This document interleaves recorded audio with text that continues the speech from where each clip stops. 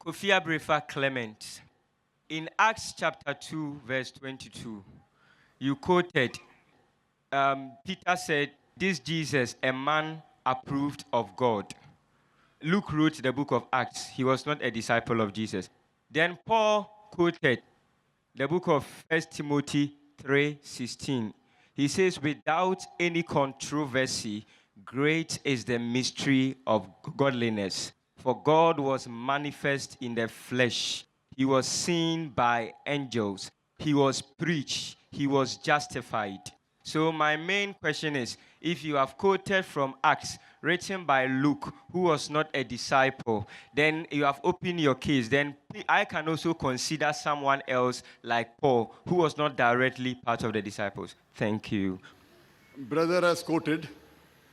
Because I quote Acts, he can quote somebody else. Brother, I told you very clearly, there is not a single unequivocal statement in the complete Bible where Jesus Christ, peace be upon him, himself says that I am God, or where he says worship me. If you can point out a single unequivocal statement, a single unambiguous statement from the complete Bible where Jesus Christ, peace be upon him, himself says that I am God, or where he says worship me, I am ready to accept Christianity. What I quoted Acts, what at a different time.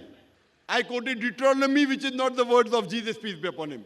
I quoted to you the words of Jesus earlier. Gospel of John chapter 14, verse number 28. My Father is greater than I. It's the words of Jesus Christ, peace be upon him. Gospel of John chapter 10, verse number 29. My Father is greater than all. Words of Jesus, peace be upon him. Now, in my lecture, I quoted to you many places of the Bible. What my challenge says, if you want to prove Jesus is God, point out a single unequivocal statement from the complete Bible where Jesus Christ, peace be upon him, himself says that I am God, or where he says worship me. Now, one place, if you are telling, see, you have problem you have got. I'm giving the answer and doing like that. If you are doing like that, you cannot understand my answer. Listen to my answer. Keep your mind open and listen to my answer. If you keep on doing like that, you will not understand. So you are telling him now. I'm talking to you and you're talking to somebody else. It means I accept it. That is what... You at least listen. After my answer is over, then you can open your mouth. Why you are not listening to my answer? Again, you did the same problem which you did earlier.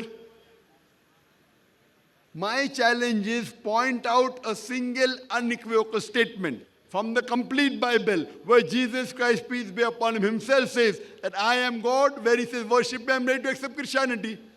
Now, I have given many statements, Deuteronomy chapter 18, verse number 18, which is not words of Jesus Christ, peace be upon him. I quoted book of Acts chapter 2, verse number 22, which is not the saying of Jesus Christ, peace be upon him. I know it. Now, even if you quote which is not the words of Jesus, you believe the Bible to be the word of God? Yes, please. That means there's a contradiction in your Bible. Okay, you don't want to quote the words of Jesus Christ, peace be upon him, keep it aside. Book of Acts chapter 2, verse number 22 is the word of God or not? So it is contradicting with Paul. So you have to solve the problem. How can there be a contradiction in the word of God?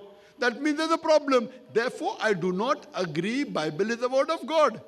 When book of Acts chapter number 2, verse number 22 clearly says, ye men of Israel, listen to this. Jesus of Nazareth, a man approved of God amongst you by miracles and wonders and signs, which God did by him, and you are witness to it.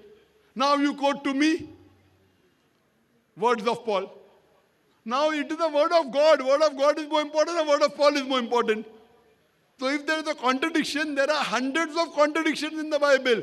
According to the scholars of Christianity, there are 50,000 errors in the Bible. How many? How many? The law of non-contradiction. The second law of 50,000 errors in the Bible according to scholars of Christianity. 50,000. You see my video cassette, Bible and Quran in the light of science. There are many contradictions. There are many scientific errors. Read that, hear that, and you'll be convinced that Bible is not the word of God.